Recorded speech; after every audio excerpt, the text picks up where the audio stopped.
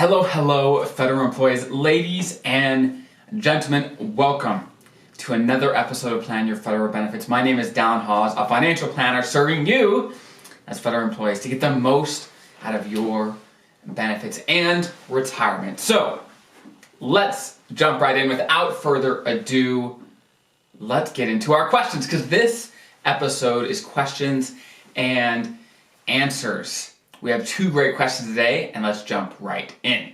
First question, it starts out, he says, I just started watching your videos, and for the first time, I'm interested in knowing if I qualify for a federal retirement. I was in the special provisions FERS between 1992 and 2003, okay? That's 10 years and 9 months, perfect. I am now 51 years old, and my salary was low to mid 660K, right in there. I was born in 1969. Okay, great question. And for many feds that have left service or are thinking about leaving, this is a great question to consider. So, the first thing to think about, and what he's asking about, is a deferred retirement. Because he left the Fed before he was eligible for an immediate retirement, then of course he's not eligible for an immediate retirement. But there's another type of retirement that he's eligible for, and that is called a deferred retirement. And for a deferred retirement, you need at least 5 years of service, at least. If you have less than 5 years, you are not eligible.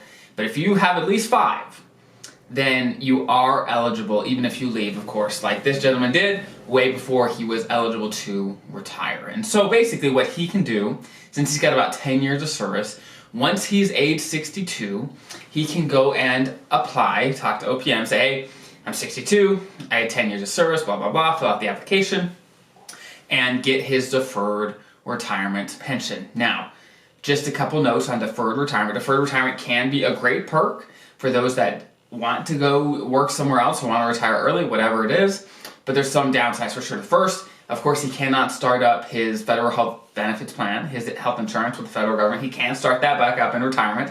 Deferred retirements are not eligible for that. And of course, you know, it sounded like he left the government in 2003 and his salary was, you know, mid 60K, and he probably makes a lot more now. And so his pension, relatively speaking, is going to be pretty small, right? And he doesn't get any cost of living adjustments until he actually starts his pension at 62. Right now he's 51, so that's a whole another 11 years.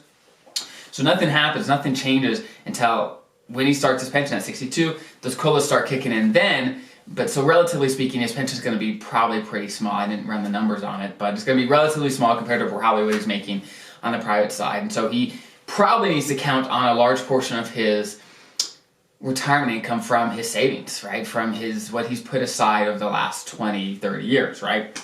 As well as he'll probably have Social Security and things like that. But the pension will be small, but it'll be nice, right?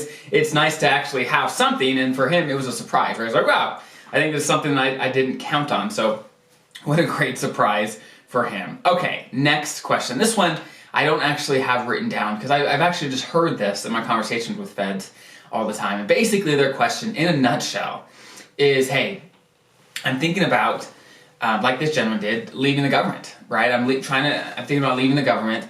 Can I leave now and then come back closer to my MRA, or my minimum retirement age, so that I can retire with immediate retirement then, right? So let's say someone started with the Fed young, let's say, early 20s. So maybe they're in, let's say, the early 50s, let's say 51, 52, and they've got their 30 years. But they have to wait.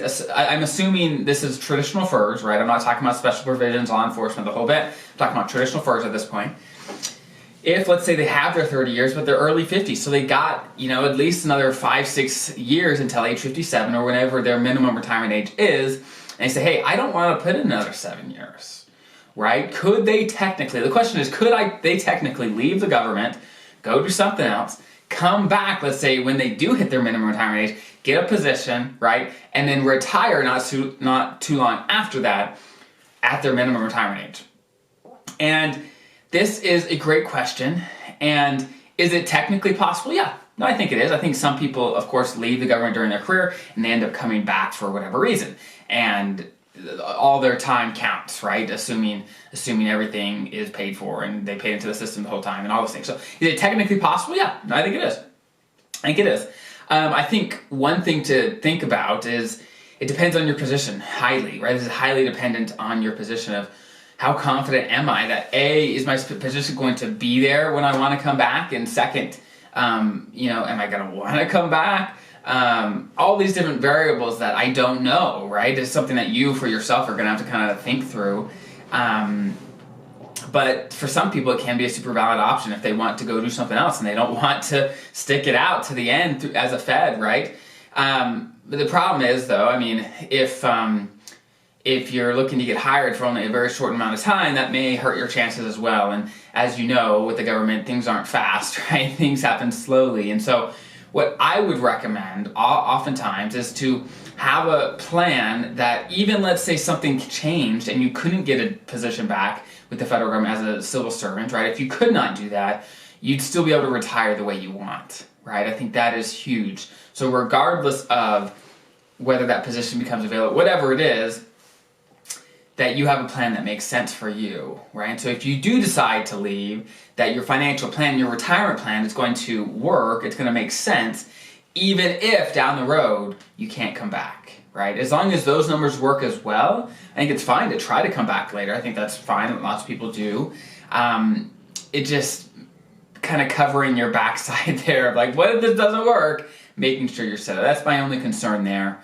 But it could, potentially be a great solution. For example, let's say, a Fed did 5 years in their early 20s. They left the government, and then they're in their late 50s, and they want to do another 5 years and retire at 62, whatever. I mean, yeah, then they can. People could do that. It's just a matter, okay, what position, and can you get hired? What does that look like? And what are the ramifications? Obviously, your pension's going to be smaller if you have less time in the system, right? So if you leave during that time, you're not paying into the system, and your pension's going to be smaller accordingly. But again, as long as all the numbers work out and you're comfortable with that, with all the ramifications, then you should be okay. And of course, other things you want to think about are your health insurance and your life insurance, and knowing how all those are going to kind of work together, whether you leave, come back, all those things to make sure that you have the insurance you need now, but also that you can carry stuff into retirement if you need that, right? So a few things to think about, and those are some great questions. And actually, because I've been getting so many questions from you, my listeners, that are some great questions, in the description below, I have a link that'll take you to a specific page on my website where you can send questions directly to me. It's going to put it right on my queue for things to cover in videos just like this, where especially if I feel it's a question that will apply to many people, I will cover it on a video like this, go into some detail to make sure that you guys, as my listeners, have the information that you need. So I hope this was helpful. If you guys have any other questions, like I said, hit that link in the description below, take you to my website, and you can send me questions. I'll definitely do my best to give you the best answers I possibly can. Again, if you are new here, please consider subscribing. We have an incredible community of federal employees trying to get the most out of their benefits and really pushing hard to educate themselves. So if that is you, if you are really trying hard to be prepared for retirement and looking for that next step to really amp up your planning, this is a great place for you to be. So I hope that was helpful. Have an incredible rest of your day, and I'll see you next time.